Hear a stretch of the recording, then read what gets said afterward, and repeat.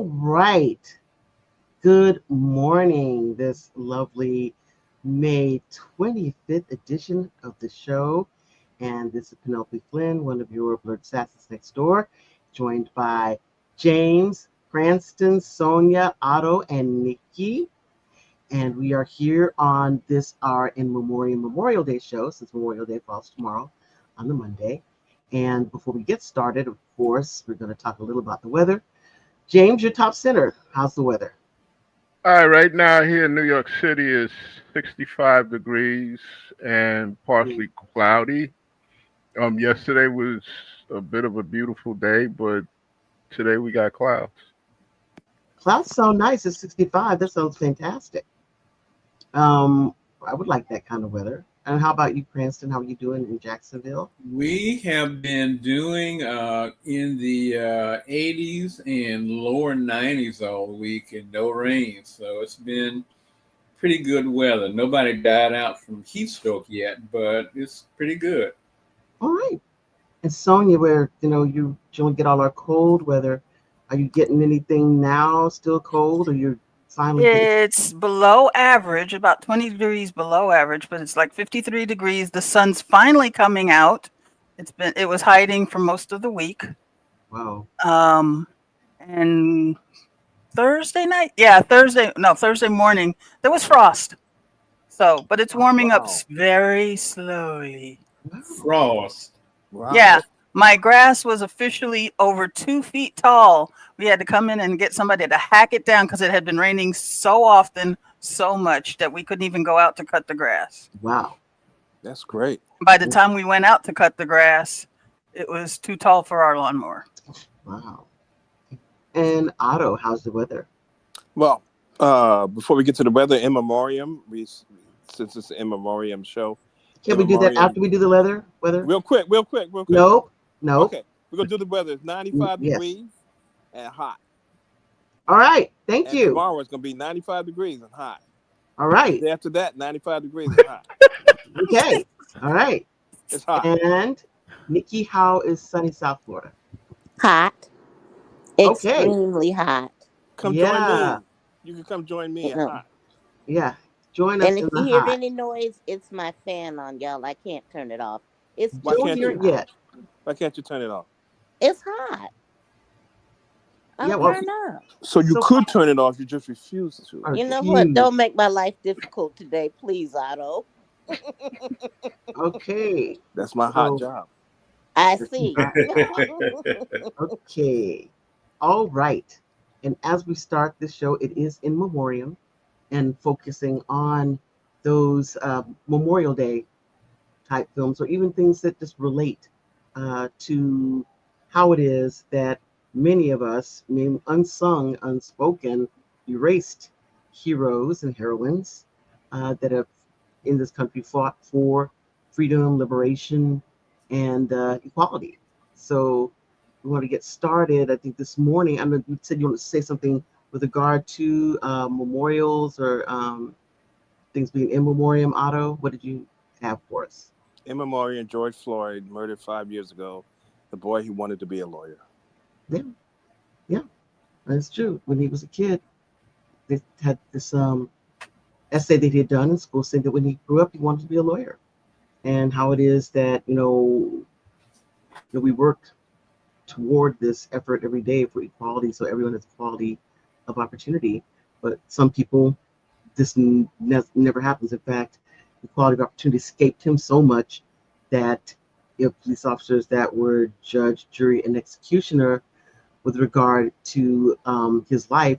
And in fact, I have still have not seen the so-called counterfeit $20 bill, which most of us probably believe, and I believe, was probably just an old 20 that, grandma had, in a photo album somewhere and was pulled out and used because the person who saw it was a young person.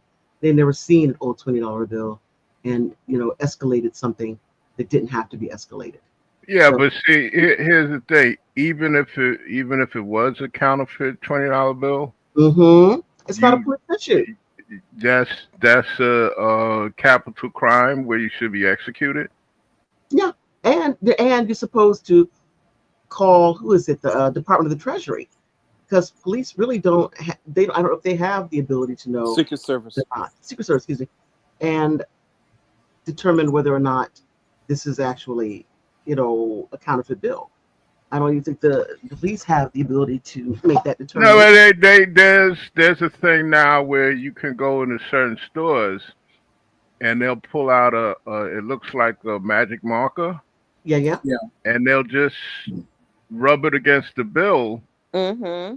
They've been that doing they that can. for like But 20 it years. doesn't work against all of the new bills yet because those were calibrated to the older 20s. Yeah, but the bottom line is that he, regardless of whether it was counterfeit or not, he should not Have been have killed been, over a counterfeit $20 to me, bill. murdered, He murdered. should still be Murder. alive today. Yeah.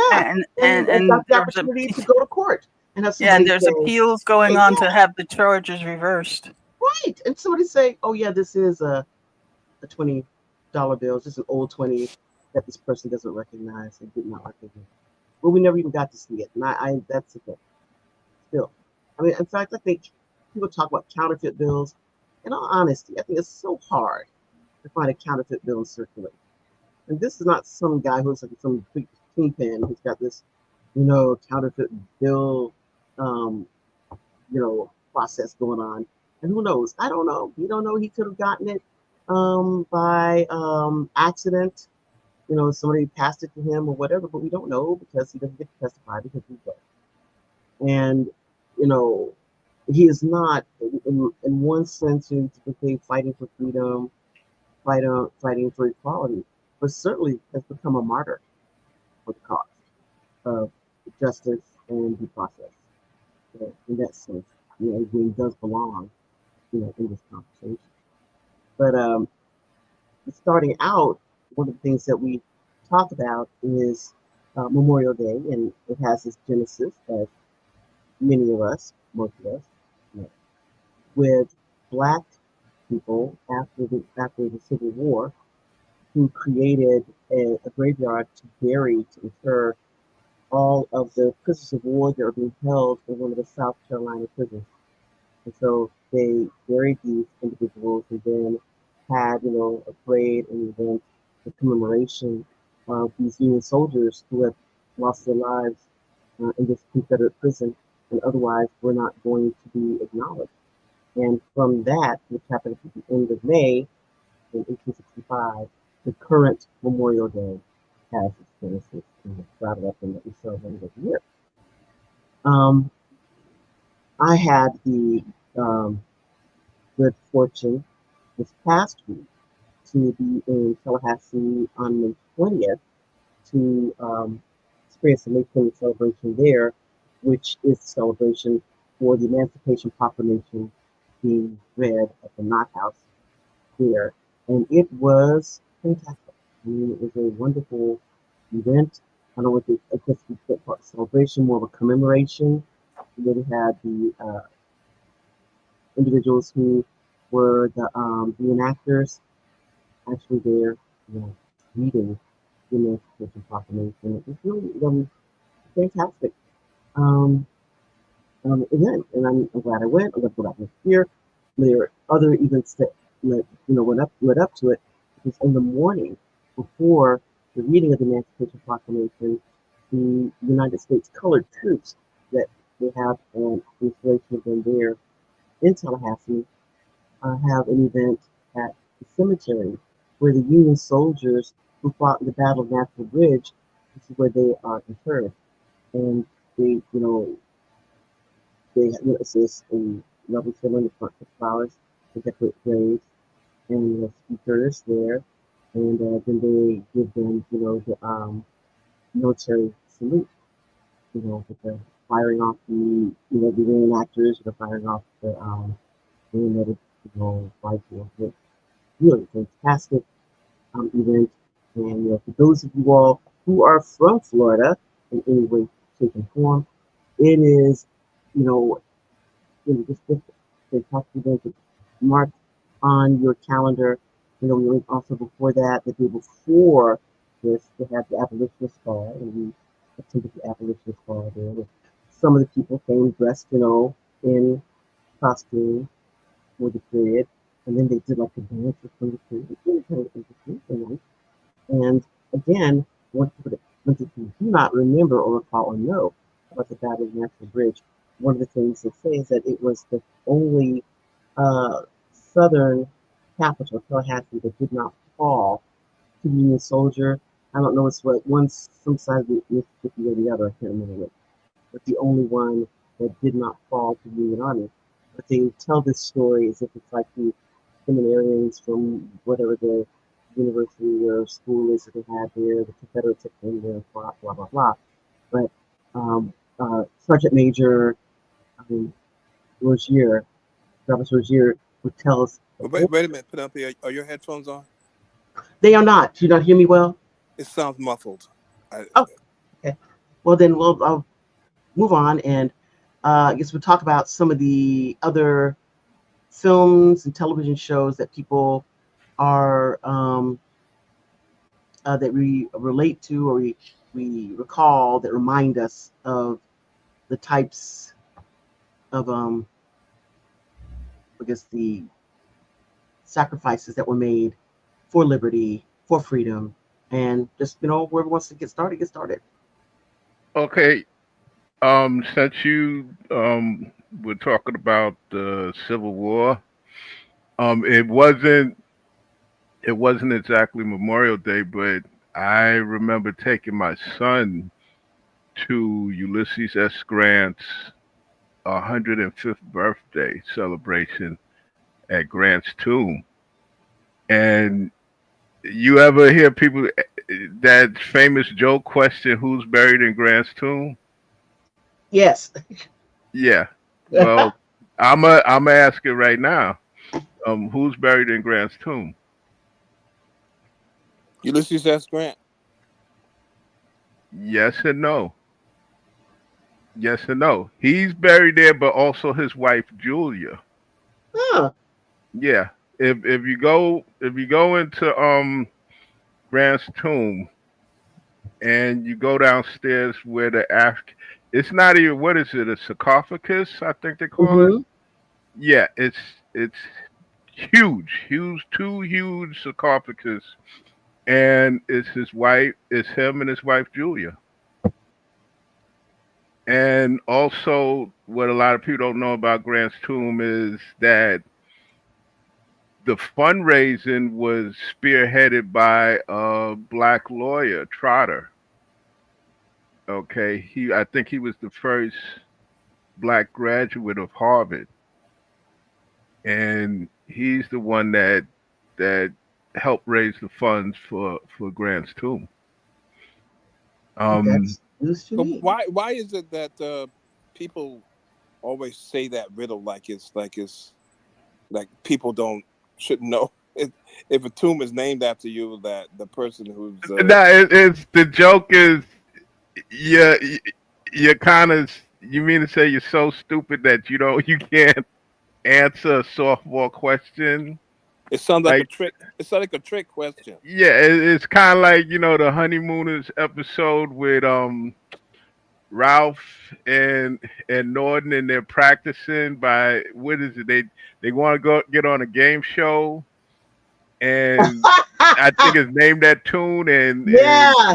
And Norton keeps Da warming da up da da da. yeah, Swanee River.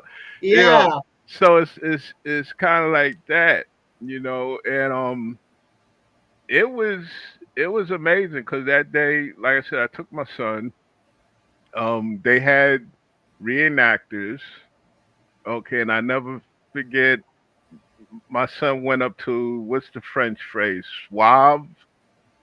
I think it's Suaves were like commandos back during the Civil War. Both sides had them. Suaves wore like baggy red pants, and the Confederate Suaves wore like striped pants. In fact, if you go to the movie Glory, you remember the first group of black soldiers that were raiding plantations, they had on red pants. I didn't notice. Yeah, they was Suaves. But I just remember my son going up to a reenactor dressed as a Zouave, and my son said, "Oh, I wanna join the army and be like you." And the Zouave smiled. He said, "Listen, son." He said, "I would prefer that you not join the army." Okay, and he actually said, "I prefer that you do whatever you're gonna do growing up in the name of peace." Mm-hmm. You know, and I was like, wow, I had a moment there. You know what I'm saying? Mm-hmm. But yeah, and then almost at one point, the Grant family was trying to have Grant and his wife moved out of New York. Why? Because at one point during the '70s, Grant's tomb had kind of went into disrepair Oh. and whatnot. So the Grant family and I think the Grant Foundation, because he was originally from like Ohio and also lived in Illinois, they gave New York City an ultimatum. Either you clean this up or we're gonna just have the bodies moved out. But and New York caught the memo and they cleaned it up, and the Park Service has been more involved. You have parks rangers there, and also Grant's tomb has become a very key part of Harlem Week. And what is Okay, Harlem Week? Harlem Week is it well actually Harlem Month. See, it was Harlem Day where people that lived in Harlem, they celebrated Harlem. Then it went to week. Now it's like a national, if not international, place to be during the summer. You know, and they have fashion shows, they have art exhibits, they have all kinds of stuff um, at Grant's tomb. So Harlem has basically Harlem, even from back then, embraced Grant. Because he Mm-hmm. was one of the few presidents that was really in our corner. You know, Mm-hmm. and again, it's a shame because President Garfield was another one, but Yes. he didn't live long. This would have been a different country. Yeah, it would have been. This would have been a And different country. and see the thing about Grant is, yeah, people try to, which is Southern educators did it for you. They tried to make him out to be a drunk Mm-hmm. and nefarious and all this stuff. But he probably not probably he did more for civil rights than Lincoln. Mm-hmm. You know. Yeah. Yeah. Right. So let's moving on. Although we don't want to really move on, this is all great stuff. But everybody get an opportunity to say something in this discussion to start out. And Cranston, since you're next on my, on my screen, do you have anything in particular in film, television show in particular, or just historical reference that will kind of sharpen the discussion? Well, the one that came to my mind first of all, as James had mentioned, was Glory, Mm-hmm. which was a depiction of the 54th Massachusetts Regiment and how these were guys who were just fighting because they wanted to be free, and they were getting second class treatment in them doing that. And one thing that I remember was when the movie came out, they did a piece on it in the local newspaper. And this one guy who was like a historian or something like that said that he enjoyed the movie and he was moved by it and everything. But in the next to the last scene after the day that they had tried to retake the fort, then they took down the American flag and rose and raised the stars and bars. That he said he had to say that he did feel guilty about it, but he did feel kind of happy to see the stars and bars going up. Mm-mm-mm. Wow. Wow. Right. No, I'm not surprised. I'm not surprised. I am. I'm surprised. No, I'm not surprised because ever since Appomattox, it's been this constant thing with a certain segment of of the South that they just can't let go. Yeah. Okay, they I mean, can't the let thing is, go. but the thing is, it's so crazy to me is that these same, well, not maybe these same people, some people, that listen to this and they don't feel disgusted by it. They would be some of the same people that would feel disgusted if somebody were to, raise, a swastika, flag up somewhere. They would be like horrified, disgusted by it. Well, it's And similar to the controversy about this place, this historic mansion in South Carolina that recently burned to the ground. is it And the not a only way? thing you Not a could way. And the only thing you could hear about it was they saying, well, this was like Southern heritage and it was going and it was history and they were sorry to see it go. And then somebody pointed out the fact that people were having like parties and weddings at a Mm-hmm. former slave plantation. Said, I mean, would you do like make a bed and breakfast at Auschwitz or something like that? And Yeah, think that was exactly. okay? Yeah, exactly. They don't even think about that, you know. So Yeah, I. that's the But the double mansion's in standard. Louisiana, Mhm. Yeah. and they can't understand why back people are celebrating the fact that it burnt down. Yep. There we go. So yeah, that is another thing of of a Mhm. historical note regarding that period. And anything else to add, Cranston, before we go on to Sonia's recollections? Well, no. Well, the other thing is that I'm always, whenever I hear them say, "Well, this is our history and everything like that, and we should celebrate it," I would always wanted to ask these people, "Well, exactly what part of your history do I represent, and why is this so historic for you, considering what the history of this place was?" And we Right. never get any further than that. Then there was history going up. So Yeah. But and also the thing that really gets me, and I've talked about this, we talked about before, is that Otto and I have had occasion to see the film Song of the South, even though it is currently in the vault and I don't think ever coming back out again. But we were able to see a copy of Hmm. Song of the South, and in Song of the South they have the you know kids, the plantation owners' children, in the main house.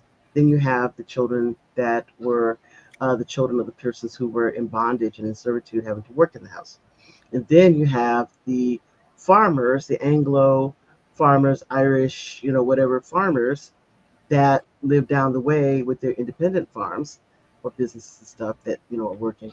And so these children for these independent farms, these Anglo children, very poor, don't have shoes, all this kind of stuff. So that kids who are the plantation owners' children tell the little black kids who they're playing with all the time, uh, don't play with them. They're low class. Don't play with them. And I think that was another issue.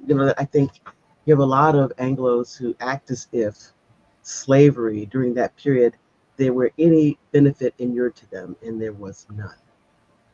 They look at it as like this mythology, this fairy tale, but the vast majority of Anglo people who lived in the South, there was no benefit to them. It was actually a detriment to them. But they were sold this bill of goods about this, great period, which they had nothing to do with, and they benefited not one bit from. But again, it's a mythology that's sold to them, and I Well, think that's one of the issues why there were so many problems with places like Rosewood, Tulsa, etc. Which is not too long. After that period from 1865 to 1920 is not long.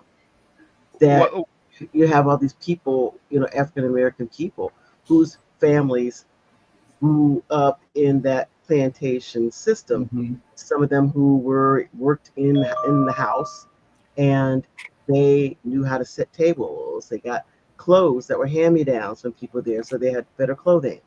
A lot of them were educated, although it was on the sly quiet. These things these individuals got that many of them, the vast majority of them, did not get. But yet they're like clinging to this fantasy past, this thing that never existed for them. And that's why when they talk about, the flag and this, like, but you were generally in poverty, on the very edge of poverty, and not being able to really make a move because you have individuals who had labor that was, slave labor, slave quote unquote wages, where they did not have to pay them. When if you wanted assistance on your farm, you had to pay for it, or you had to pay them in order to borrow people to work. So it was a very different economy for these people. Yet they have this view that somehow they were all to the manor born, and that's the thing that really I wonder about, and I think, what are they talking about? What are they thinking about? Okay, well, you know what? Here's the thing. A Mm-hmm. lot of people don't know that not all Southerners fought for the Confederacy. Yes. Eastern Tennessee, Mm-hmm. okay, especially the mountainous areas of Eastern Tennessee, you had more white Southerners from Eastern Tennessee joining the Union Army than you did the Confederacy. It was the same thing with certain parts of North Carolina too. And definitely the reason why you have West Virginia today is because when Virginia succeeded from the Confederacy, West Virginia, the western part of it, succeeded from Virginia. Mm-hmm. Okay. Okay. You had, if I was to say, the first Alabama cavalry, you would think that it was Union, but it was Confederate. But actually, they were Union cavalry. So this whole, and plus you also had Southern abolitionists. Besides Harriet Tubman, you had white Southerners spying Mm-hmm. for the Union. So that whole thing, that whole myth about the solid South, it's a myth. See, things didn't change until the turn of the 20th century. That's when that revisionist Southern narrative came about, and it just so happens, unfortunately, it came about during the invention of the motion picture. Mm-hmm. And the birth of the nation That was like that right. groundswell of unrest. And we finally had someone to speak to in our position. I think it just really was not real and was not true. And in fact, you have to look at it, the concept of how these people in the South thought about the South. Democracy was fine until democracy meant that those who were in the majority, i.e., people who had been placed in bondage, that they would have votes and that those votes would count. And of course, that's that, what is that, the 3/5, what is it, of a man thing? So the votes would count less. And what happened to democracy? One man, one vote. And, you know, these individuals who were very happy to have this huge amount of individuals on property having to work like serfs, when emancipation came along, all of a sudden this somehow horrible idea, that these people now are out and about and they get the opportunity to vote, and vote people that look like them into office, who understand what their problems have been. And I think it's very interesting that democracy is fine until it doesn't work for you, South Africa. So there we go.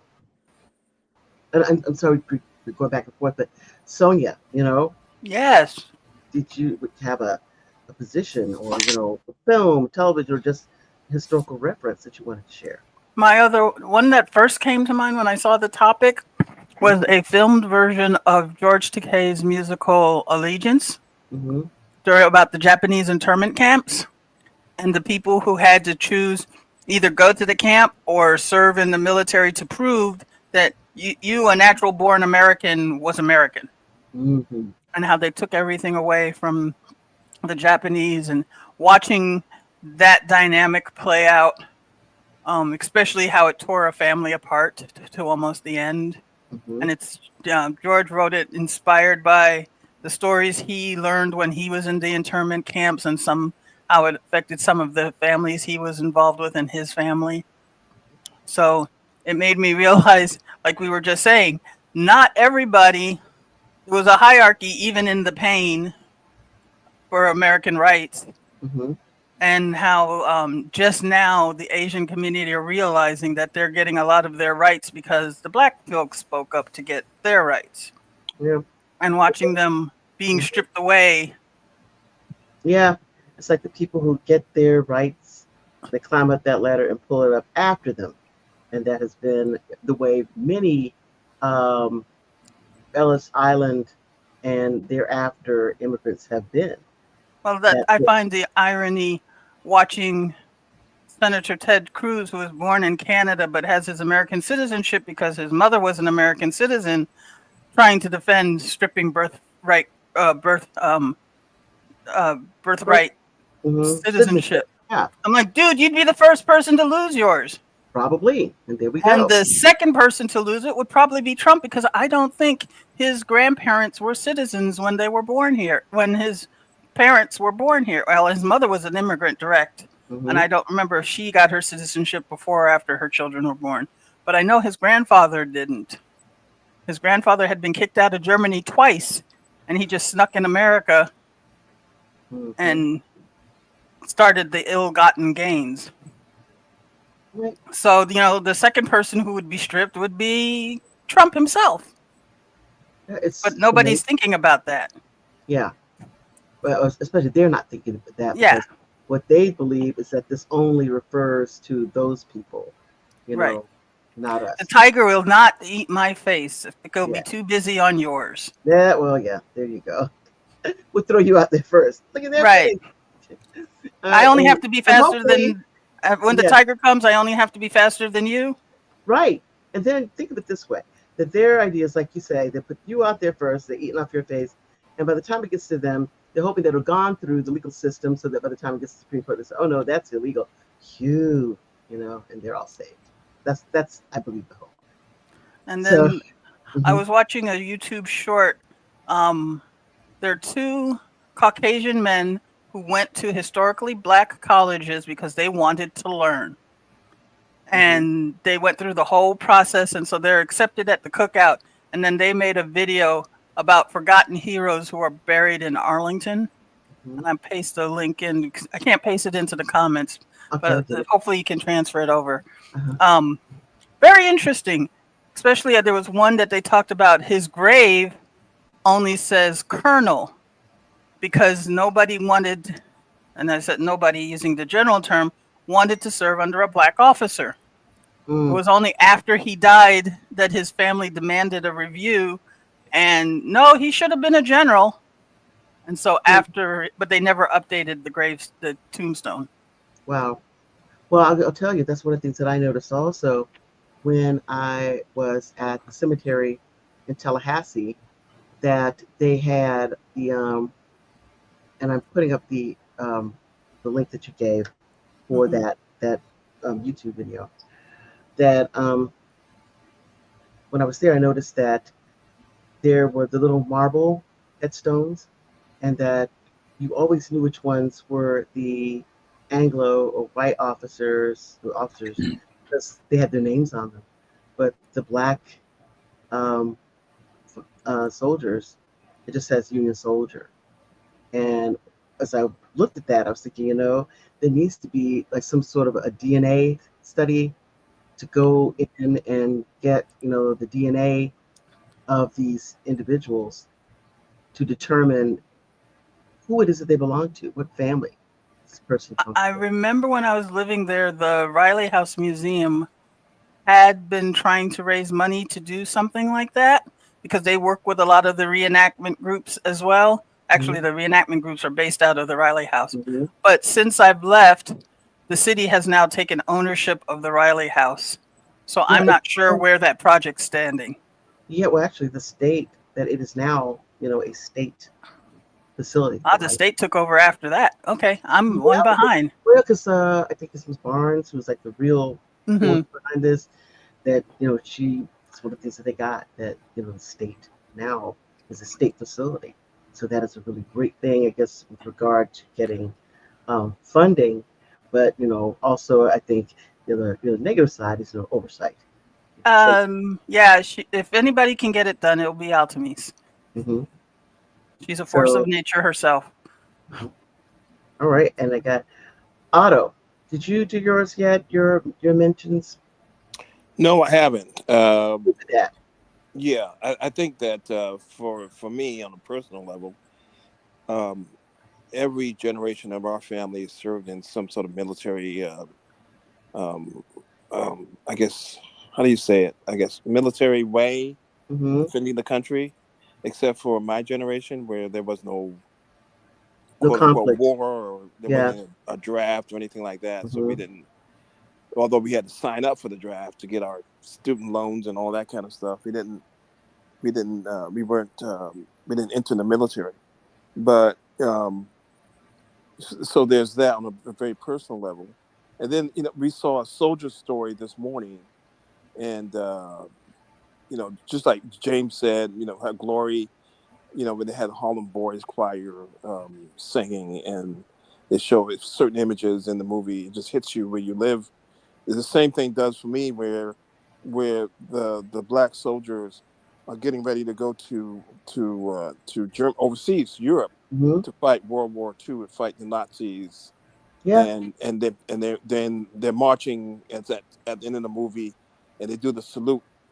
That Yeah. hits me. That hits me where I live too, because it's just like, man, this is it. This is what we're gonna go over there and kick their asses, and those people look just like you, and we're gonna beat their asses, and we're Mm-hmm. gonna blow up that Nazi sign. We're gonna blow it up. And so, yeah, to me, that's Memorial Day. That's the military sacrifices that our family has made. A lot of other black families Mm-hmm. have made, and it gets me angry where people say people have How never we fought in a fought for war. your freedom.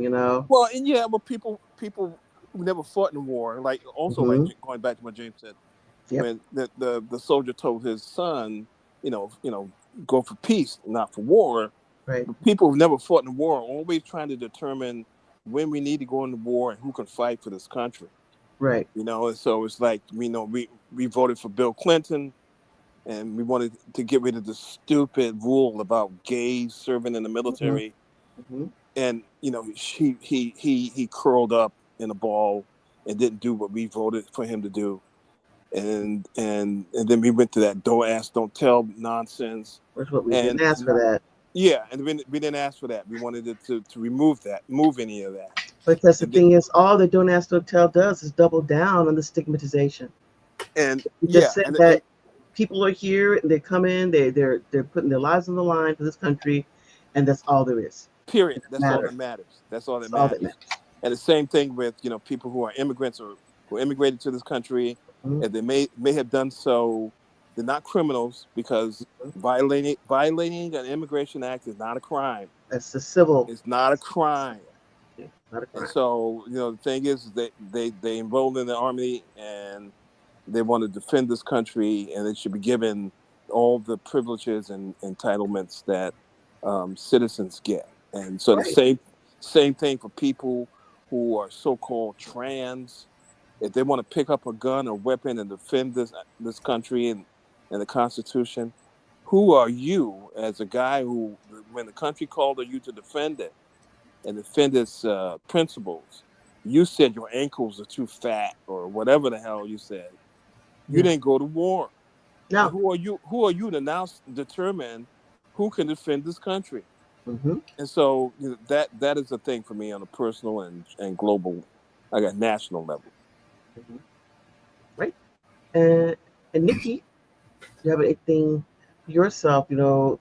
TV, film, historical, anecdotal that you like No. that? No, not Mm-mm. really. Just No, but listening. yeah, but I'd say one thing that was a big deal to me is that one of our relatives, you know, um, Henry Wright, not only did he immediately register to vote in the 1800s as soon as it was available, but we also found that he was a machinist in the Union Army. So, our backgrounds go that's far, but even further than that. I mean, because we go back now about 400 years for our um, relatives in this country, where they came from, etc. So, all of this, on the one hand, in our regular daily lives, that Otto and I are both attorneys. So this thing that your families, for like generations hoped that ability, this opportunity was made available to you, to be able to take advantage of it because somebody fought, many people died, people who got bitten by dogs and hosed down and shot and hanged, for fighting for equality, freedom, liberty, rights. People just like us, people who look absolutely nothing like us, but knew that this was an important part of actually having this creed that we all are supposed to be trying to live up to. And it's even more important, I think, now because we have people who are in government who act as if this is not the government that we all grew up in and that we all believe in. So now we are memorializing um, these individuals who fought for freedom. It's, I mean, even more of an issue. Before, I think it was more ceremonial, but it can't be ceremonial, solely ceremonial anymore. It has to be active. That we are digging to find out the names of people who actually uh, who actually showed up at this particular um, battle. In fact, that's why the Battle of Natural Bridge is such a big deal because for many, many, many years when the reenactment was done, the soldiers on both sides were Anglo, and it was known, probably way back when, that the soldiers on the Union Army were black soldiers. So I think it is very important to have that face, whether the U.S. colored troops are there for the reenactment now, to show that these were black men that came, into area near Tallahassee to fight. And can you imagine how it must have been to be a man, a woman, black people seeing, these black men show up in, you know, their uniforms with weapons, training, and they are ready to fight. And in fact, during the Emancipation Proclamation, that's one of the things that they said. If you are an individual who is fit to serve, that you should, make yourself available to these recruiters in order to enlist. So all that is with this bigger, more people, more black people, black men especially, to become part of the military. It's a very important thing. But I do recall also that when the Emancipation Proclamation was read on June 19th in Galveston, I believe what they read in Galveston was actually General Order 3 and not the Emancipation Proclamation. At the ending of General Order 3, kind of encouraging people to stay, where you are and don't, be loitering, etc. That you should, again, at the end of the Emancipation Proclamation, it also states that, you should try to work out where you be laborers and negotiate labor, relationships with your former uh, uh, masters or whatever you want to call those people at the former plantations. So Why again, was that? Why do you think that was added on? I think that, I mean, it was in the Emancipation Proclamation, But what is not in the General Order 3 is all the preamble that came from Abraham Lincoln, I think, for the Emancipation Proclamation, especially the section where they're talking about which areas are immune from the Emancipation Proclamation. As you know, James was talking about, like West Virginia was immune from it. Certain areas of Louisiana were immune from it because these were already portions of states or states that were already, it's like you said, seceded from the seceding states or had already pledged their alliance with the Union. So it's very Well, interesting. I never knew what, that. well, what it was that with the Emancipation Proclamation, what it was basically Lincoln was trying to finagle it where states like Kentucky, West Virginia, Maryland wouldn't get upset. So he basically said any area that's in a state of rebellion, Mm-hmm. that's where the Emancipation Proclamation would apply to. Mm-hmm. Okay. Also, with regards to what you were saying about that battle in Florida, you also had that situation in the Battle of New Bern, the Battle of New Market. Um, Really, if anything, the head, the originator who created the Ku Klux Klan, uh, General Forrest, Nathaniel Forrest, he should have been brought up on war crimes Mm-hmm. because of the Fort Pillow massacre. Okay, and as regards, now you have a defense secretary that's trying to make the military white Christian male. Mm-hmm. Well, unfortunately, he doesn't know his history.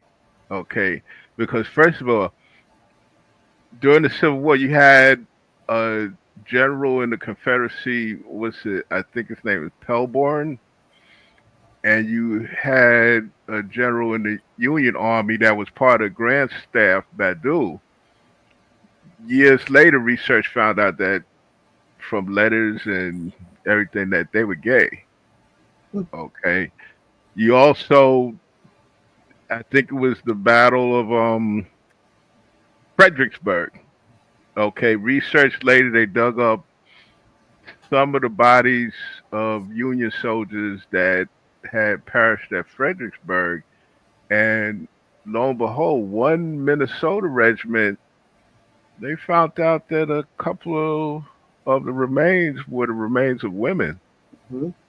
Okay, so you had actually some women that disguised Mm-hmm. themselves as a man to fight in the Civil War. Also, a lot of people don't know is that with the United States Navy, you had a large amount of Filipinos serving on Union ships. I didn't know that. Yeah, yeah. Um, See, when you dig into the history and you find out stuff like that, it just kind of shoots to hell some of the crap that's going on now that people are trying to spew. Mm-hmm. Just like it was for a while. I remember 10 years ago on the internet, they were videos trying to say that up to 50,000 black people, black men fought as Confederate soldiers. Yeah. It's bullshit. It's bullshit. And they actually found whoever did the video. They actually went and found some Negro down south, and he's sitting Yeah, I heard behind. that guy. Yeah, it's it's just a myth. Okay, yes, the Confederacy did have black soldiers, but that was at the very, very bitter, bitter end. And Yeah, I'm sure they're I probably forced into it, you know? well, I think they kind of brought into the nonsense that, oh, well, if you fight you'll be free. You Yeah, know, I mean, yeah, but not what's the, not knowing the little, there was probably not even a little asterisk, it was probably a yeah, giant one. you yeah. know so yeah. And I think at the most you could count maybe 20, and I'm being generous. 20 Hmm. black men that fought for the Confederacy. So it's just a lot of disinformation that was started off by, like I said, Southern scholars at the turn of the 20th century. The main culprit was, and believe it or not, this is his name, is Southall Freeman. Hmm. Okay, he's the one that started him and the Daughters of the Confederacy. Yeah. They would perpetuate the myth of the lost cause to the point where I think I told you guys before during the 1950s, CBS actually had a TV show called The Gray Ghost, Hmm. about a Confederate raider, Well, but and isn't every that like what is that show? Wagon Train? Aren't those yeah, supposed to be Confederates well, near the well, West? see, at least Wagon Train kind of based stuff on fact because a lot of ex-Confederates headed Hmm. west. Yeah, which is why Okay, there's so much racism over there. yeah, it's just like a lot of Texans ended up in Los Angeles becoming racist cops. Hmm. Um, but no, the Gray Ghost was straight up, BS. Every week you tune into him raiding a Union wagon train and getting away from it, and I think they had a Union general that's already chasing him. He's like, "Gosh darn it, I missed him again." So you know, I mean, just the mere fact that Memorial Day was co-opted, Yeah. just the mere fact that it was co-opted kind of tells you what the situation was, is, and maybe will be with this country. Yeah. I And mean, I think going. I was going to say that along with what Otto said about the ending of a soldier's story, and that last scene where you see the black troops are going off to fight in the war and they're Hmm. smiling because they get to participate in everything, Hmm. and then cut the credits.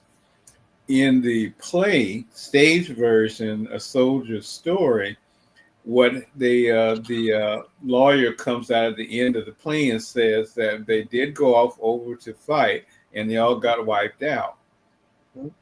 So the movie ends on an uplifting note where you can feel good about the way it ends, but the play is a little bit different about how that goes. The second thing that they don't mention much is the thing that made one of the things that made Theodore Roosevelt's early career was his taking of San Juan Hill in the Spanish-American War, which we found out much, much later. The United States actually started because they could. And we hear about his famous charge of San Juan Hill. The part they don't tell you about is the people who actually took San Juan Hill were Buffalo soldiers. Hmm. After Actually, they had yeah. secured the hill, Hmm. that's when he showed up and got all the credit. Hmm. But Yeah. I think didn't to Teddy Roosevelt's credit, didn't he give credit to the black soldiers who served during that excursion? I think he may have, but it's downplayed tremendously and stuff. You don't Yeah. generally Yeah, a hear lot of it is about that. downplayed. I mean, the fact that the soldier story and they all got wiped out, and I know that it wasn't my relatives as far as I know Hmm. they weren't wiped out, but that's okay because killing these Nazis was important. Killing the Mhm. Axis powers was important. Just like in Glory, they got wiped out. It's just important that It's important that this they fight went. be fought.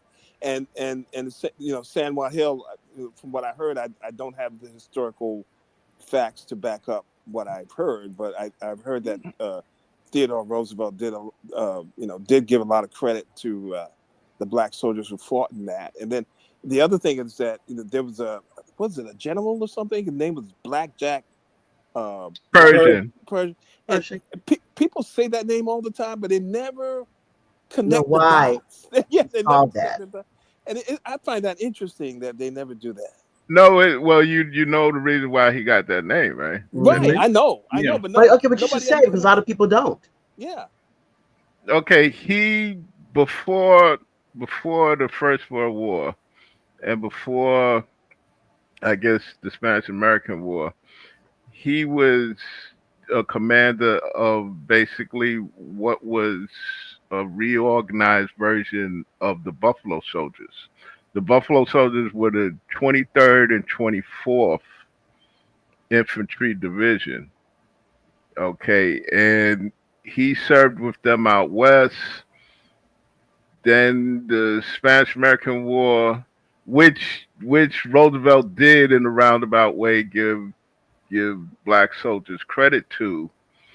Um, but then by the time he got to Europe in World War I, he had risen in rank where he was basically the head of the American expedition force. He also commanded black soldiers at the beginning of World War I when Pancho Villa Mhm. was making hit and run raids across the Mexican border, and the United States sent him down there with an expedition, again a military expedition, which basically they never caught Pancho Villa.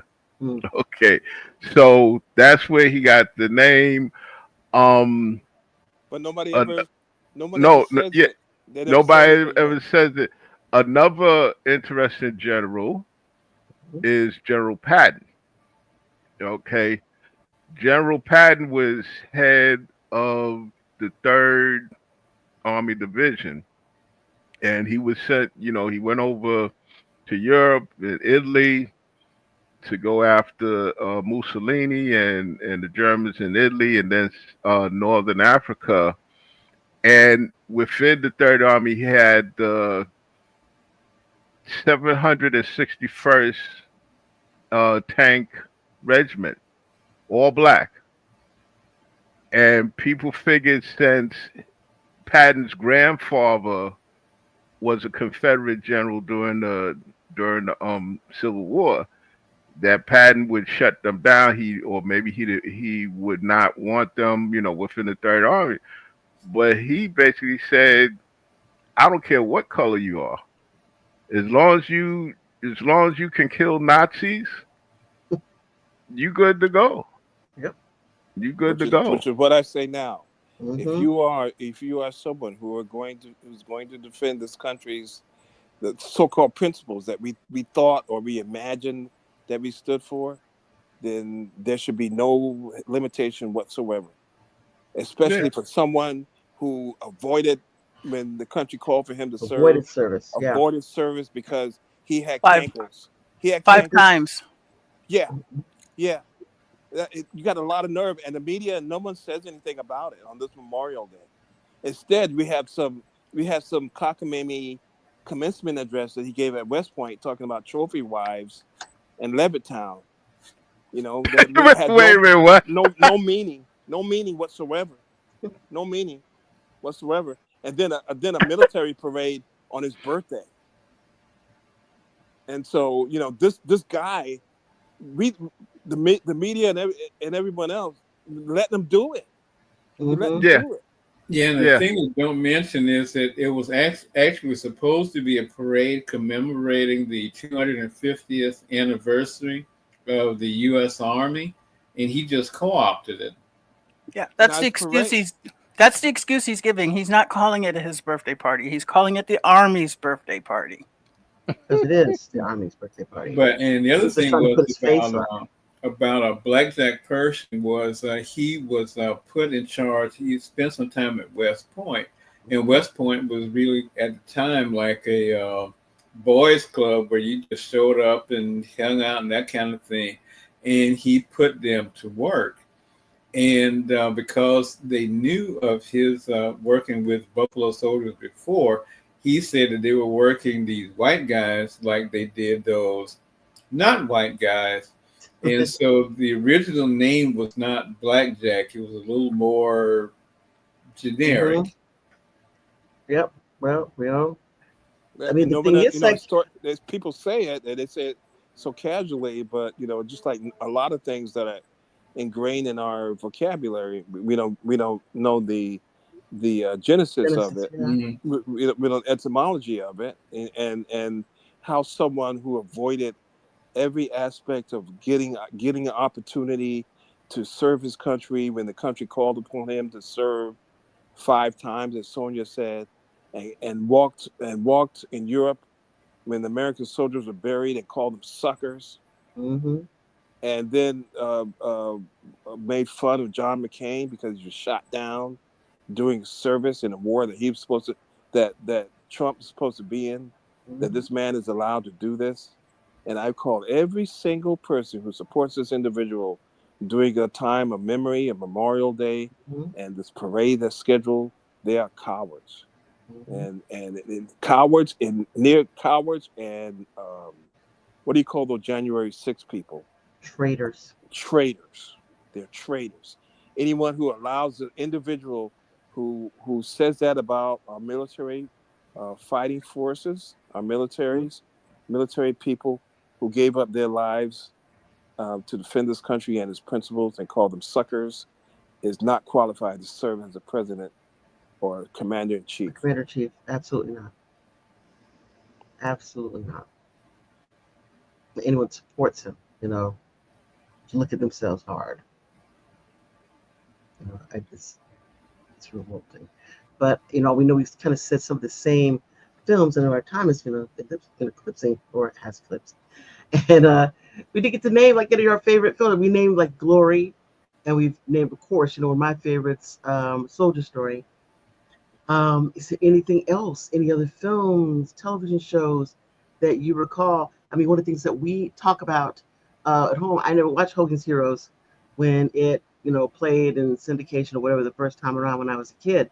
I catch it every now and then now, but of course, individuals who fought, these POWs, some of them who were there acting as spies, and those who were spies who were not POWs. Yeah, the Ivan Dixon Yeah, character, the that's right. Hogan hero. Yeah, Yeah. and yeah, and the awful name of Spear Chuckle Jones, right? Mm-hmm. Remember him? Mm-hmm. From MASH. Yep. And That that somebody did you're breaking up a little some bit. Yeah, you're breaking up. research on MASH and said there Otto, were you're breaking up. no surgeons in MASH units. There was the I, I don't know if you can hear us. Korean Do you hear us? War. Well, not the Korean War, I the don't think he can hear us. Korean, I think he's already what is finished it? saying what he's saying, and it's just And it's now just getting to us. Police spilling out.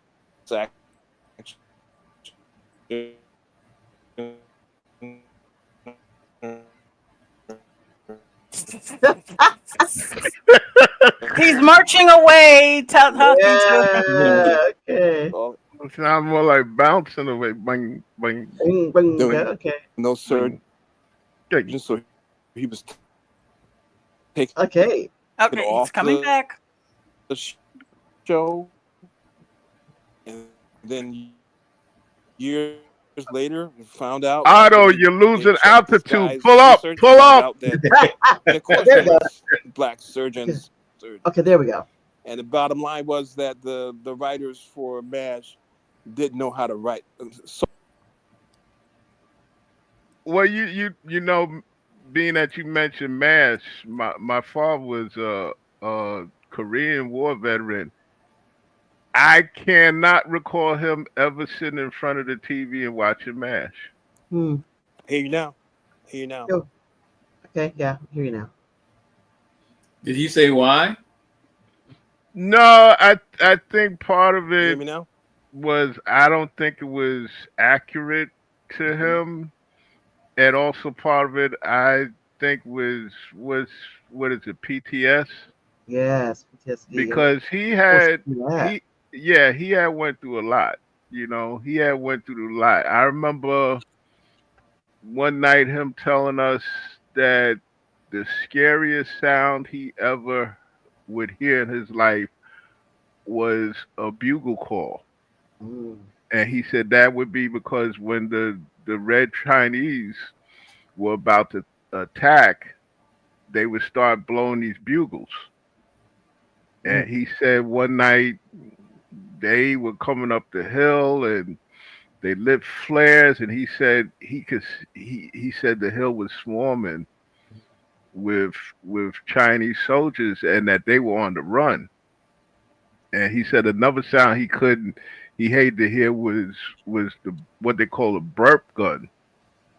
Okay, because the Chinese, they had this machine gun. He said they called it a burp gun because when they would fire, it would go brrr, brrr, like that. Mm. And he said one night they was on the hill. He said he was firing. He said one Chinese soldier was running so fast that he leaped over the foxhole that my father and two other soldiers was in. But my father said that a sergeant in a foxhole behind them, for lack of a better word, put a cap in the Chinese soldier's ass. Mm. Okay, he shot the man dead. My father said one time they were in their tents resting during the day, and it was a mortar attack. And he said that the tent not too far, because see, my father was a sergeant too. He said the tent not too far from him was hit, and he said it blew the sergeant that was in the tent's head off. Goodness. You know, and it was just listen. Sometimes my father would wake up at night screaming. Okay, he would wake up at night screaming. In fact, I kind of understand now. Maybe that's why him and my mother used to have 10-10 wins news blasting in the bedroom. You know, because he said the army took 2 years of his life away. He couldn't get back. Mm-mm. And to think about it, like what today you're sitting in your neighborhood, 6 weeks later, you're overseas shooting at people that you don't know and having people you don't know shooting back at you, and you don't really know why are we doing this? Mm-hmm. Oh, well, that was, oh my God, that was Vietnam, because Bronx River houses, 1 minute all the older cats were be in the park playing basketball. Next thing you know, they gone. Wow. They were drafted. 1 minute, I remember Christmas Day, Roger Poole, the family over us on the 7th floor. Roger Poole was having fun. He had got a drum set for Christmas. Next thing you know, Roger Poole was over in Vietnam. Wow. And came back strung out. Okay, like a lot of other black soldiers that went over there. They came back strung out on dope. And they had identified PTSD as a disorder then, and so Right. there was no help for it. It was just, he went over there and he didn't come back right, but like it was their fault for it, So Yeah. The same thing with Agent Orange, right? That you Remember go and you come back sick, and they were shrug. They denied it that the Dow Chemical did anything wrong. It's like this, was it defoliants? Yeah. That, they didn't bother to determine whether or not this was going to affect. They didn't care because they figured it was only going to affect the people who were living there or the other armies that, but it's in the air. It's going to affect everybody, Yeah. And then going for how they put LSD and other hallucinogens in the water supply of their U.S. soldiers. And the other thing that they go back to the Gulf Wars, Gulf War I and Gulf War II, and you just hear on the news where they set the oil fields on fire, but the but unprocessed petroleum contains a lot of carcinogenic and other bad substances, and that's what they were burning. They were burning like pure unprocessed oil. Yep. And if you're marching through that, breathing that stuff in, it's sticking to your clothes and to your skin. Mm-hmm. And again, the government says, well, that's just what happens in war. So, suck it up, walk it off, Yeah, but I think it's kind of a weird thing that if you are someone that has um, agreed to serve versus someone who's forced to serve, I don't think that it should be treated the same. It's like you forced me to serve, you forced me to sign up the draft. These things happen to me. It's not that I chose for them to happen to me. You chose these things to happen to me, and they should not be let off the hook for things that happen to individuals who fight, in these wars and other conflicts, against their will, only because they So are. when you mean like when there's a actual war and there's a draft, like the Iraq War, Mm-hmm. it wasn't a draft, but you could join if you, I guess wanted to join, or people who were in the reserves were called up. Mm-hmm. Right. So you So think that they should be treated differently than people who were part of the selective service and then drafted? yeah, as if you choose to be here, then you know what can happen to you. You have a pretty good idea of what can happen to you. But if you're just being drafted and you don't have any choice, so saying you go where you go to prison, right, or you'll be punished, then I think it's a very different thing. For individuals who are in that position, said I didn't choose to go. You forced me to go, and then now something happens to me because you didn't make a determination early on, because you have people that have to sign up and say that basically whatever happens to me. I'm not one of them. You don't get to walk off liability because you forced me to do a thing that I did not want to do. I think it'd be very different, in a situation where I'm signing up. You say, okay, well, if anything bad happens to you, beyond the things that we know can happen to you, i.e., captured, killed, whatever. But if we spray chemicals on you and those chemicals kill you or make you very ill, then we're responsible for that, right? Yeah. Well, Well, what do you something, think about Mhm. the people who during the Vietnam War decided to leave and go to Canada rather than to be drafted? I think they should be able to do that, because if you are not saying I will be responsible for the crazy stuff that happens to you, like we had this drug and we think that it will help you, but of course it could make you grow a head out of your lower spine. To do that as well, and that head that grows out of your lower spine was to eat and talk all the time, drive you insane, if you have that.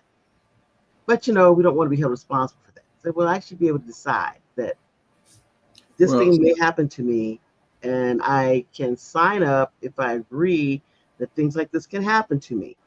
But if I say, no, man, I'm not feeling that. I don't want that to happen to me. You're saying there's a probability this can happen. I don't want this to happen to me. I don't want to do this. If you can't give me a job stateside or, something like that, so I don't have to go out there and do this stuff.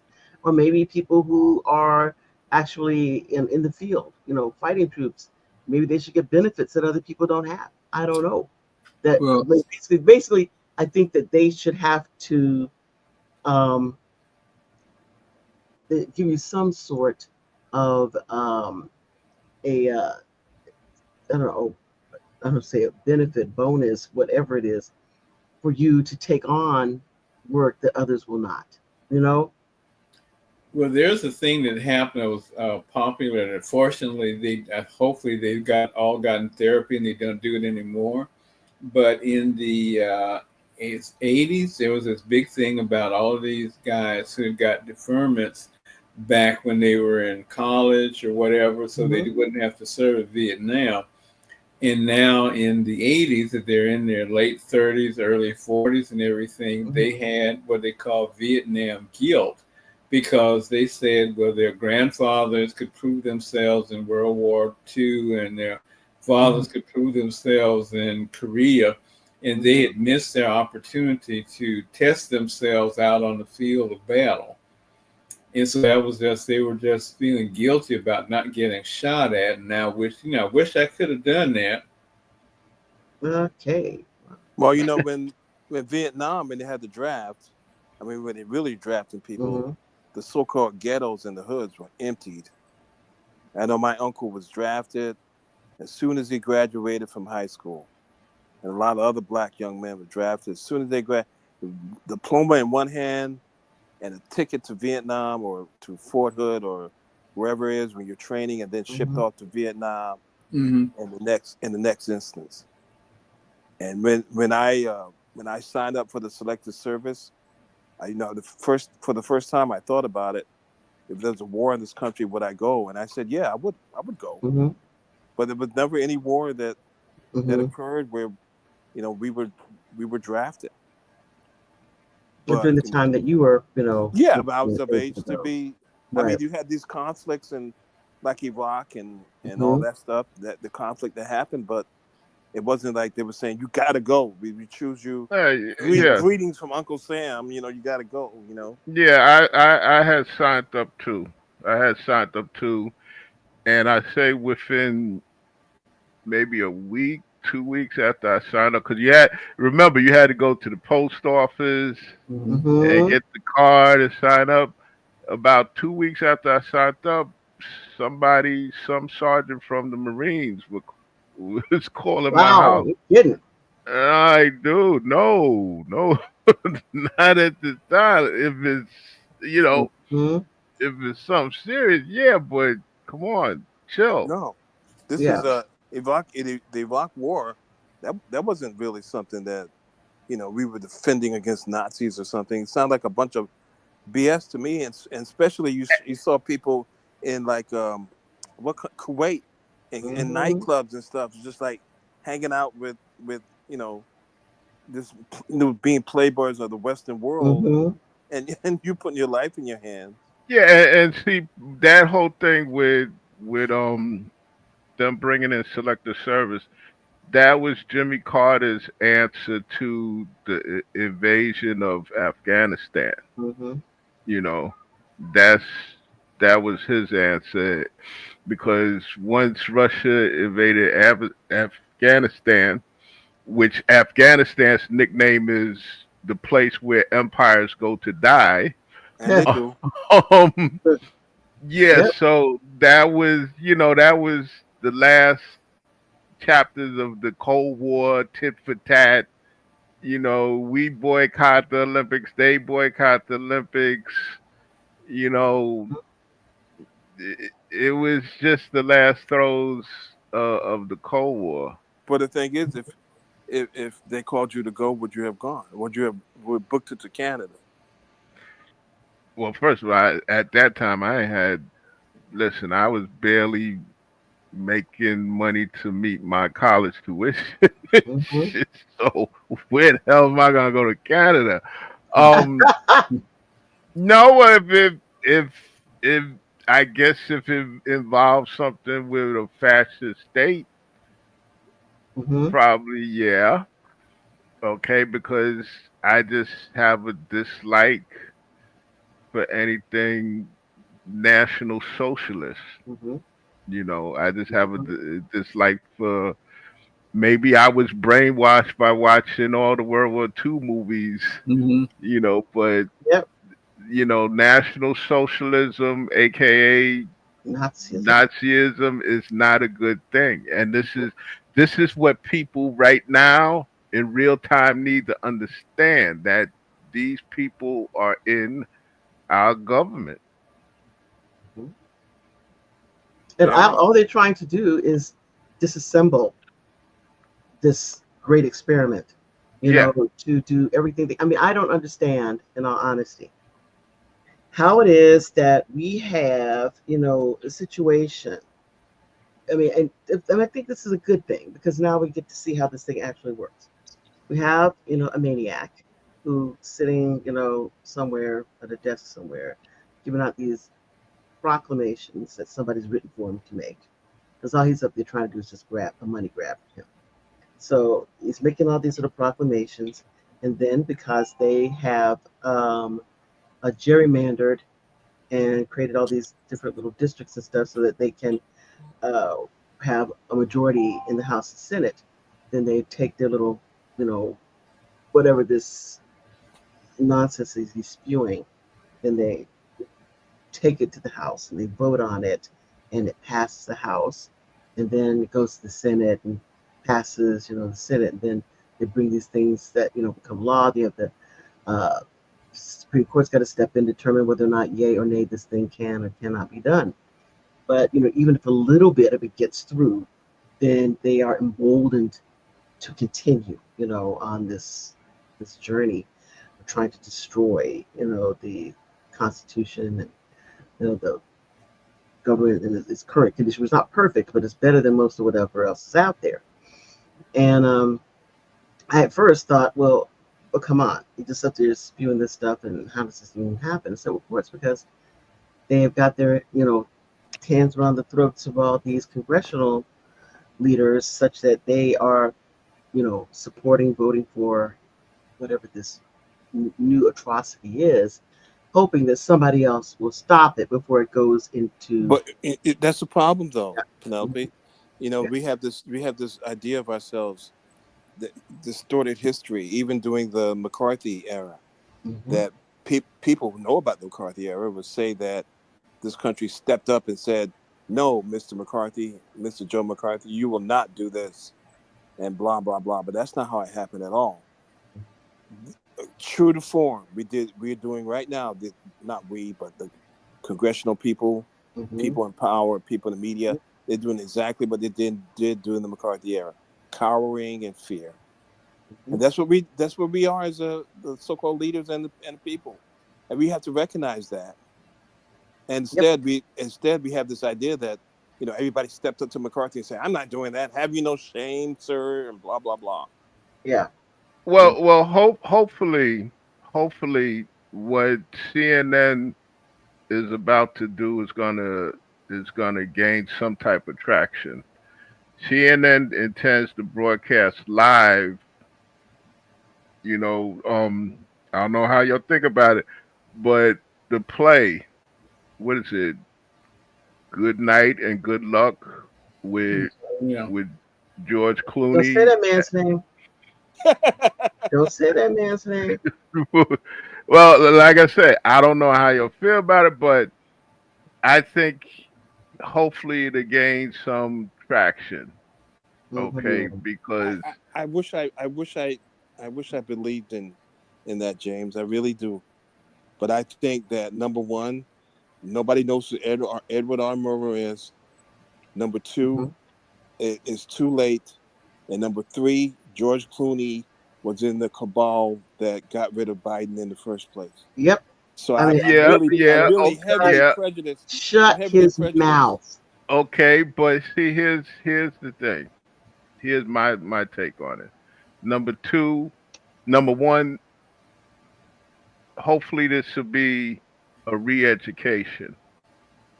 Okay, if people see what happened in the past, maybe this will get people to start thinking and discussing what's going on. Because right now, every little bit helps. It's all hands on deck.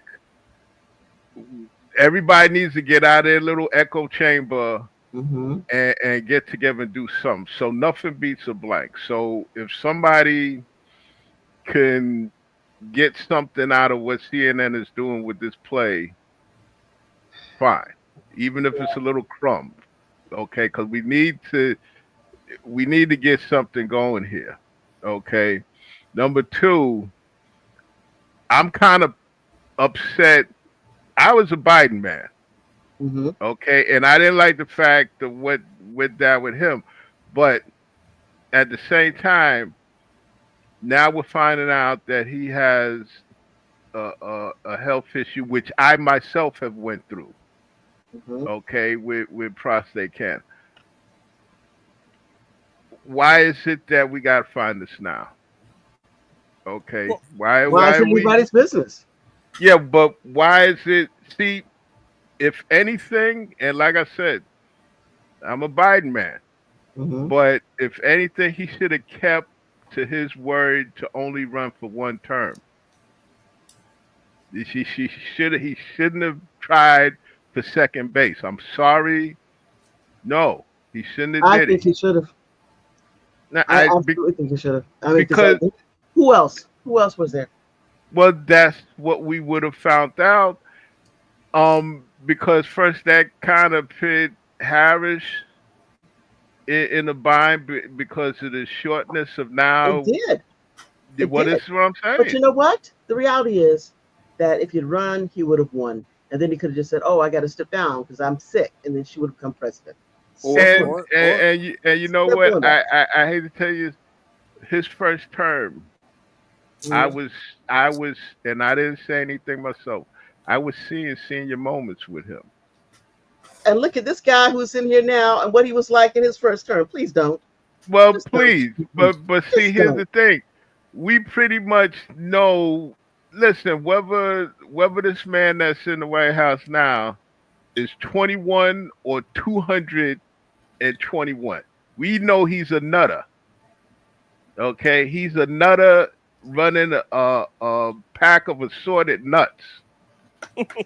Okay, so it doesn't matter his age or whatever, whether he's 16 or 60,000. We know he Mhm. ain't working right. I don't think Okay, so. I understand if Biden, it's an office, you say he's having senior moments, but the reality is that he's not sitting there just behind a desk doing crazy shit.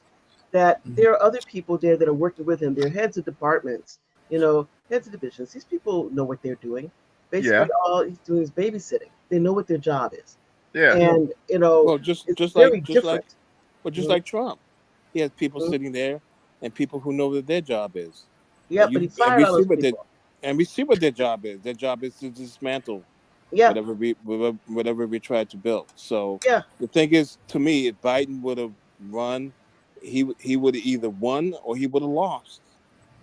And in either way, it seemed to me, if he would have lost, would still have this mentally not mentally challenged. The R word that we don't say. Hmm. We still had that kind of person in office, and if he had won, then he would have been ill, and then the section of the Constitution that calls for the vice president to take office would have That would would have been happen, triggered. and that would happen. And that's it. I think that it was ridiculous for this moron George Clooney to open his big fat wet mouth and say, He wrote an op-ed in the New York Times, but he was given that platform to do it. "But you know what? Sometimes you got to stop yourself and say, you know what? Yeah, I have these thoughts, but you know what? I'm going to keep it to myself, you know, But and understand not say understand the anything." what understand the triggers of power. I mean, the New York Times is also the supporter of the first Iraq War, and Hmm. finding the weapons of mass destruction. They were down for that. Hmm. They were Yeah, because it fully sells down for it. papers. It sells papers. well, They're see, into it. this is why I say right now we have to get whatever we can get going. Okay, we can't dwell on the past. Right now, it's all hands on deck. I'm not dwelling on the past. What I'm saying is that I'm not going to let people I know who've already effed us over, I'm not going to put them back in the position to do it again. So Okay, I'm not. I because want to make sure. So if George Clooney needs a job, he needs to make money in order to continue right, running his mouth. Whatever it is that wants to give him money, I think it should be destroyed. He see, should get no money. He should get no right, access. He because needs to shut up.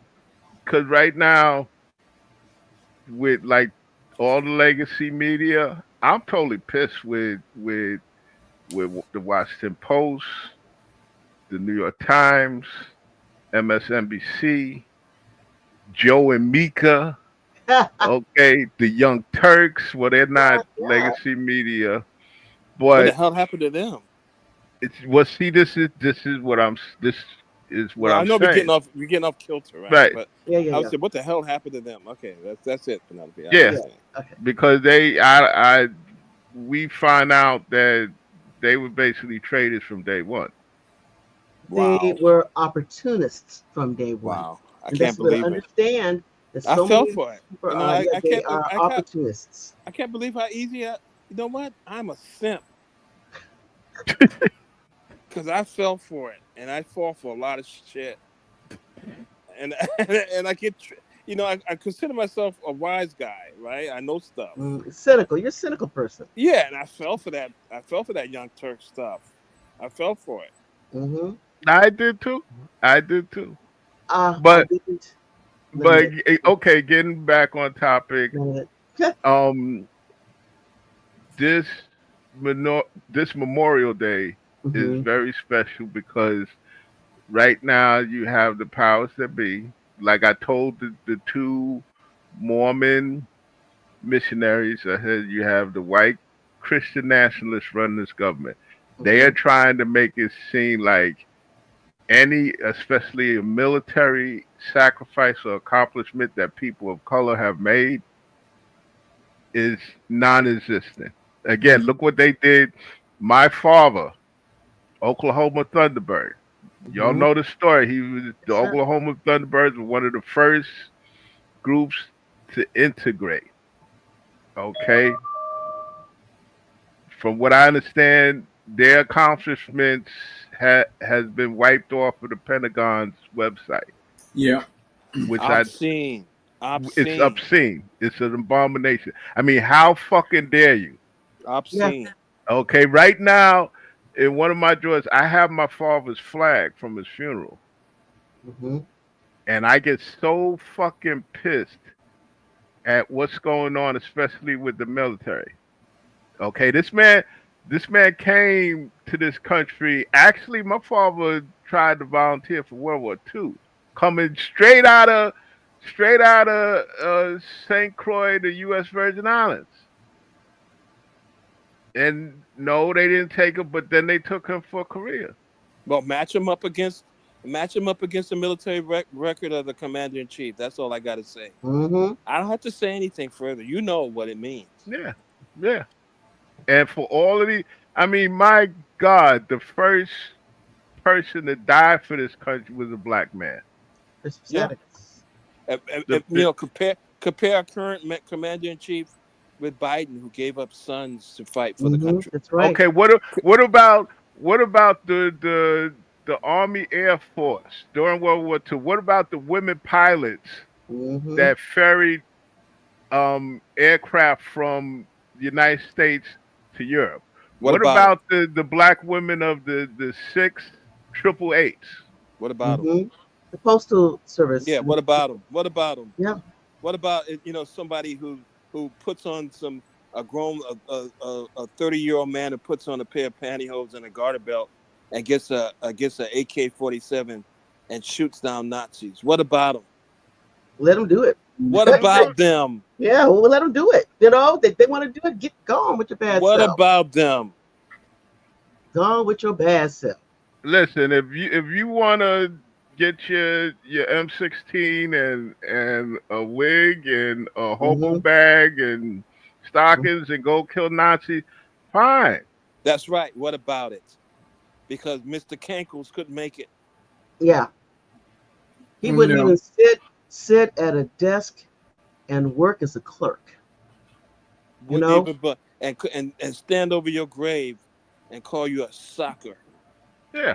And anybody in the country go and cast a vote for someone who calls John McCain. I don't agree with John McCain. I'm not a Republican. I don't agree with a lot of stuff he says.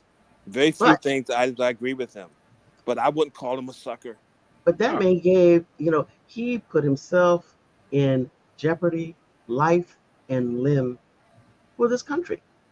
Yeah, 6 years in a POW camp. Yeah, So, They say, I mean, what about the 655th?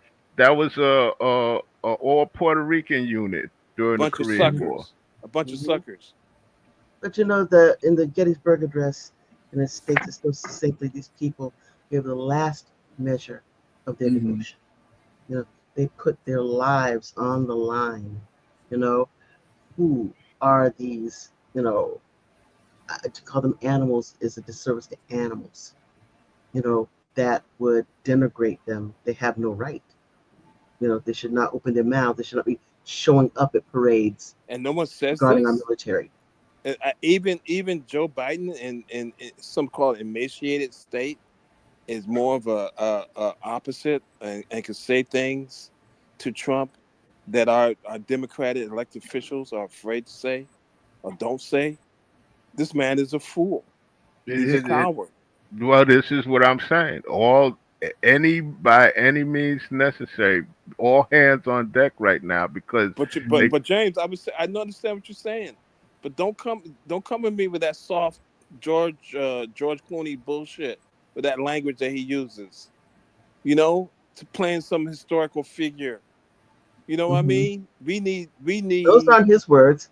His We need words are some new. words that, We you need know, we need new Jack. We need new Jack resistance. right. Because I got to tell you, this DEI to me, we go way off point, man. Yeah, I know. But it's Memorial Day, right? But we got a Memorial Day in which we conflicted with people Yeah. who want to celebrate the things that James said Mm-hmm. about his dad. Mm-hmm. The people in my family and your family, Penelope, that Mm-hmm. laid down their lives for this Yep. country.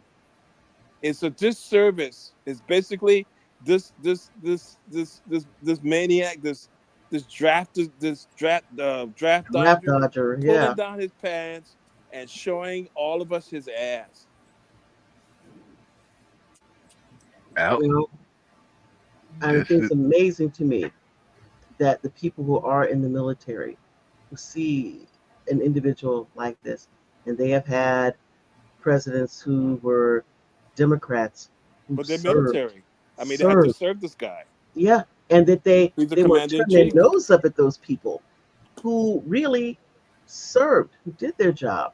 I don't well, understand. well. See, that's because the military in this country, thank God, has also been subservient to the government branch, the legislature, the Constitution, the executive branch. So, in fact, lucky for him, because if this was like a South American country, somebody would have did something to him a long time ago. Sure. Mm, Okay, The last what is it, Joint Chiefs of Staff, they would have put a bullet in his brain. Meek Mills, whatever mhm, his name was, yeah, would have done him in. okay. It would have been if this was any other country, it would have been a coup d'etat, non Okay, we would have been like the mighty sparrow saying, "Wanted, dead or alive." So, I love that. so But I think that also, yeah, that if you look at these people and basically they cede so much to the military, their budgets, etc., and this is supposed to placate them. Yeah. Those, you know, But and they that's what's serve, happened. but they serve whoever is the commander in chief, Yes, which is yeah, which is what they're supposed to do. right. But the out is if you are given an order that you find is either illegal or immoral, you have the right to refuse to comply. Yeah, Yeah, but that hasn't occurred yet. He's just, to my knowledge. I mean, they're basically things that we find offensive and things that don't fit into the so-called American spirit. But he's not done anything that. What is the things that were done in the Iraq War when people were posed in pornographic poses, and what happened during the Vietnam War, where villages were just totally wiped out, civilians and combatants. So there's that as far as we know, and hopefully that never happens. I know there's been contemplation about using the military against civilians mhm. in this country. During his first term, he wanted to know why the military couldn't be called out to put down these protest marches regarding George Floyd and Mhm. Black Lives Matter. So wow, this is but we're not out of the woods yet because oh my God, we've only been past 100 days. Yeah, Still mhm. got a couple of years to go with this. January. So Yeah, Well, we assuming he doesn't have the military help round up these people he wants to deport, he doesn't send them down on the southern border to keep people from coming across. or the Canadian border to keep people from coming across. Because can't have to watch out for those Canadians. So I don't know. It's kind of insane. Some of the things that are said, I wonder how many things are actually being done. Because a lot of it, I think, is just uh, terrorist acts. Just to say these things like shock and awe, terrorism, to keep people on tenterhooks all the time. I don't think half of it happens. It's just Well, And some things of that it well, does, and some of it doesn't. I well. know. See. Here's what a lot of people don't know. A good portion of those things that were done with Doge, like getting rid of certain programs, Hmm. they have been reinstated. Some Hmm. of those programs have been reinstated. In fact, one program that was cut was reinstated like 18 hours later. Hmm. Okay, so part of this, like you said, shock and awe. Yeah. Um, look what's Bannon's favorite phrase? Flood the zone. Yes. This is Exactly. what they want to do. They want to flood the zone with so much outrageous stuff Hmm. that you're off kilter and whatnot, and you're off your feet and whatnot. So this is their plan. Now the problem comes, and this is related to today, is when they really, for some reason, Trump really decides to do something outrageous. I Hmm. mean, really outrageous, like call martial law or something like that. This is when it becomes a serious constitutional crisis. And this is what Memorial Day is about. People that sacrifice their lives for that Constitution, for that That's piece of right. paper. Yeah, for the Okay, promise, for like Dr. King, for the promise it held. Hmm. exactly, Promise that it held. Now the exactly. thing is, it comes a point where the bill has to be paid, Hmm. and the promise has to be fulfilled, or basically you say that it was a false promise all along. And when it's determined that it was a false promise all along, then that's when all hell's going to cut loose. Because either it's a promise that's yet to be fulfilled, or we're on our way to having it fulfilled, or it's a false promise. Yeah. But there's some people who are quite content with the promise only being to certain people and not to all people. You know. Well, unfortunately, there's one part of this country that's always been a I got mines, fuck you, Jack. Yeah. Yeah. Or the other part of the country that says my life is totally on fire. I don't mind everyone else's life being on fire as well. That's true. I'm That's true. poor. I don't have any money. I don't have any access. I don't have an education. I don't have access to jobs. I don't have access to food. Not the way that I've been promised, or the way I see it on TV. All these Hmm. smiling people walking around. So Yeah. if everyone lives the way I do, I'm okay. Yeah. I think a lot of people are that way. They're fine as long as everyone else is suffering. They're good with it. And we should be so much further along than we are right now. In fact, you know, there's so many people who are to blame for us being in the situation that we're in right now.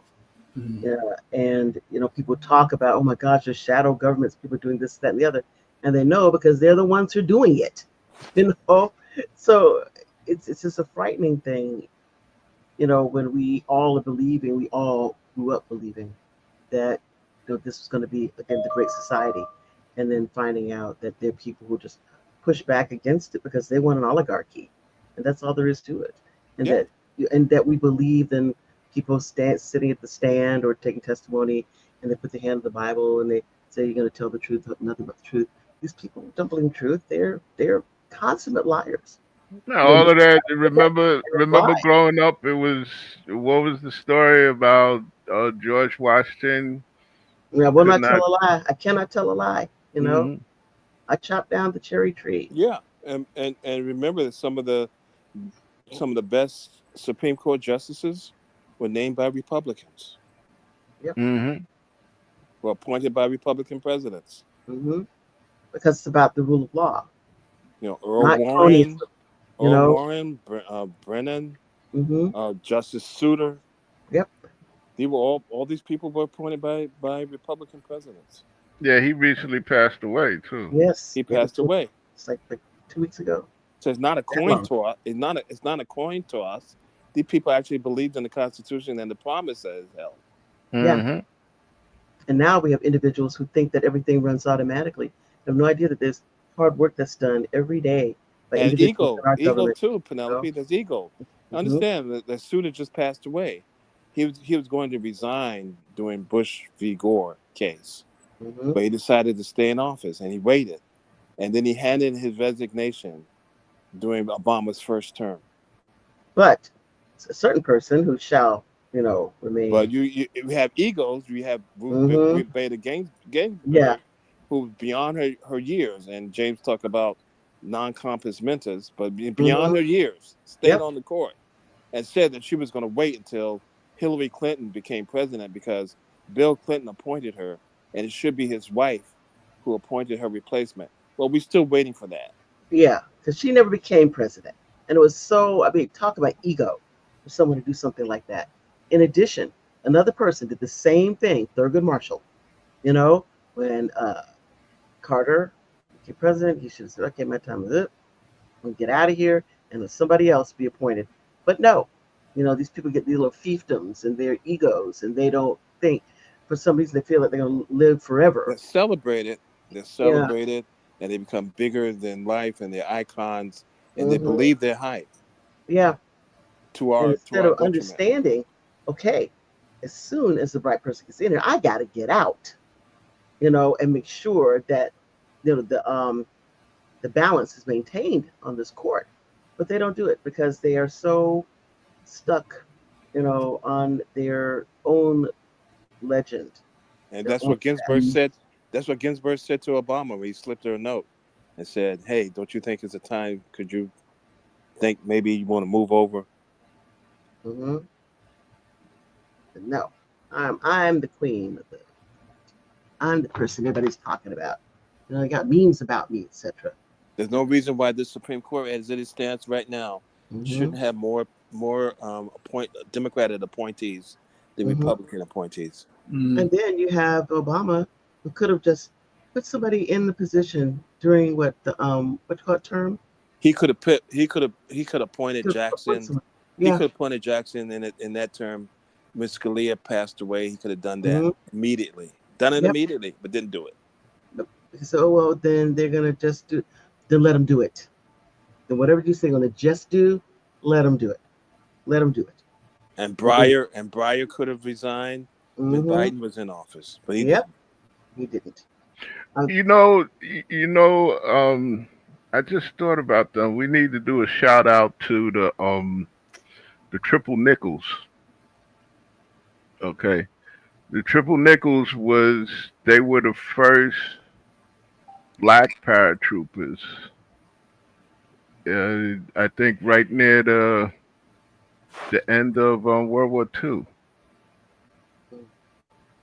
And also get the Tuskegee Airmen. Everybody knows who that is, but still, to mention them, at this time, the people who put it all on the line.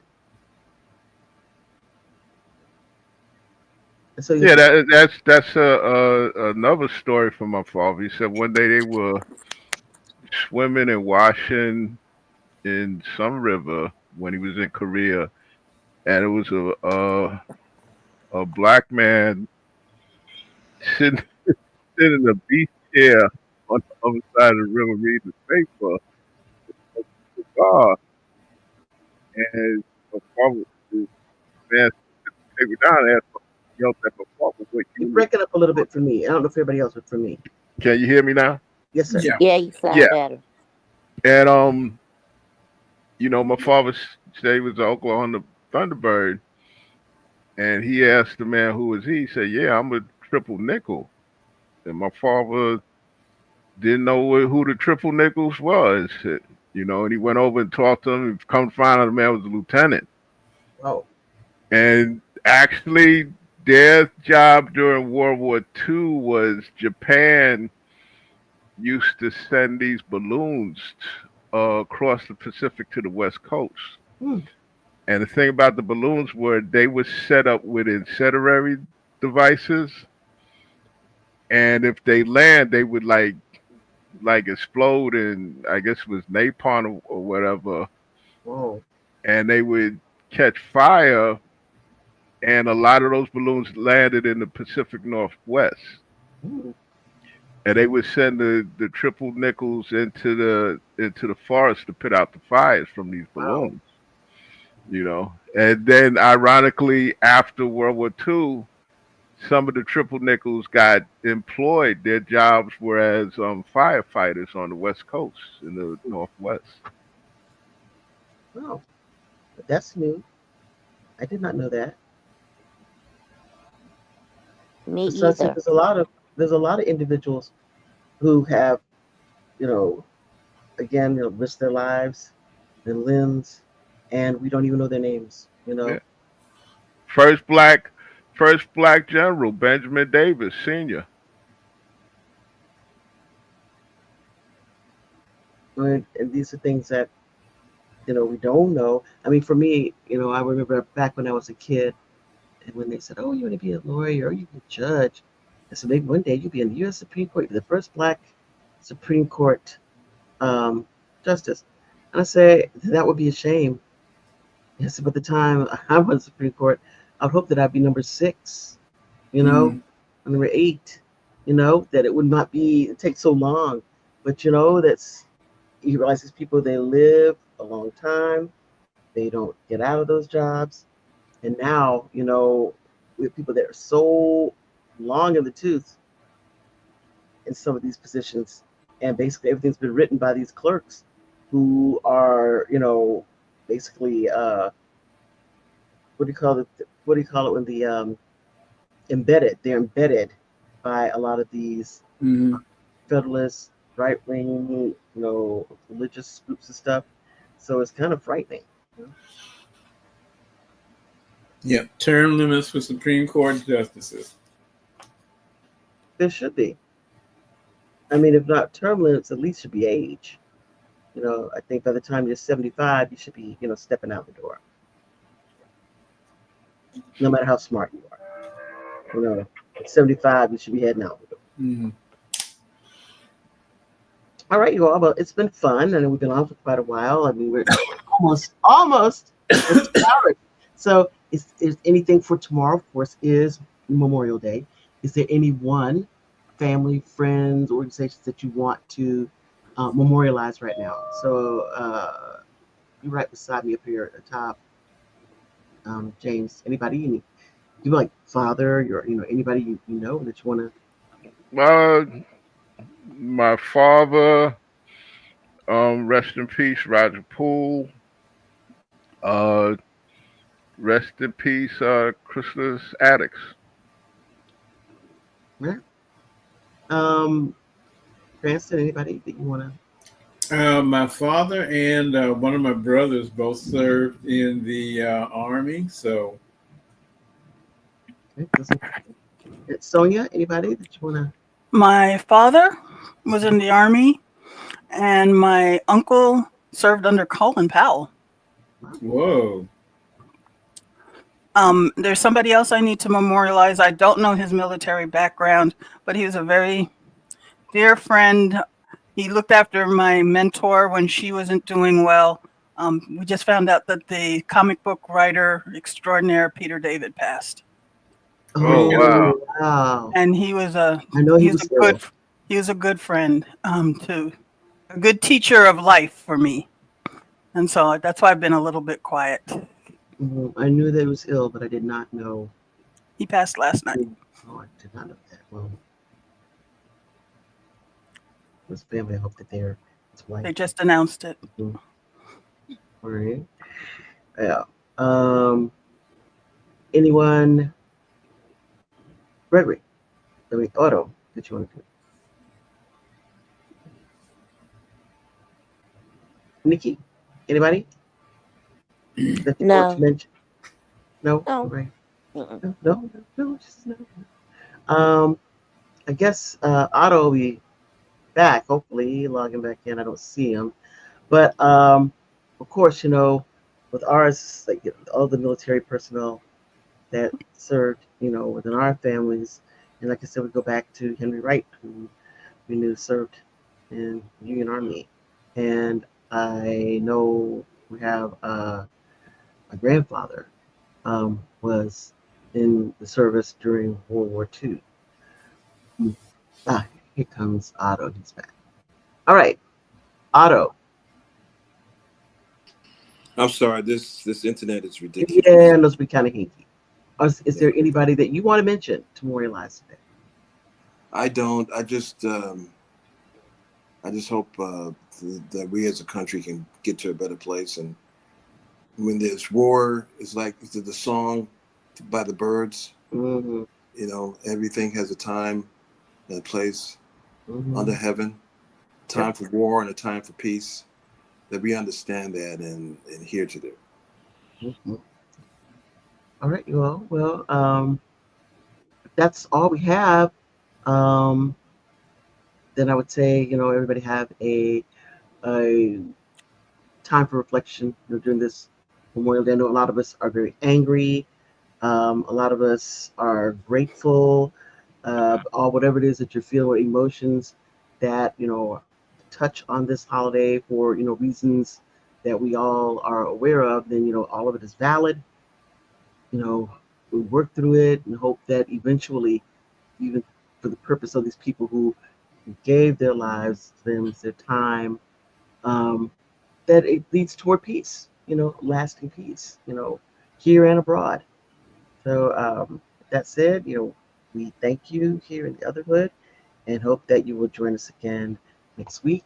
If you head over to YouTube, you can like the show, subscribe to the show, share it with friends and family, and definitely come by and speak while we're here. We love to hear your comments. Again, take care of yourselves. Back again next week. Good day. Good day.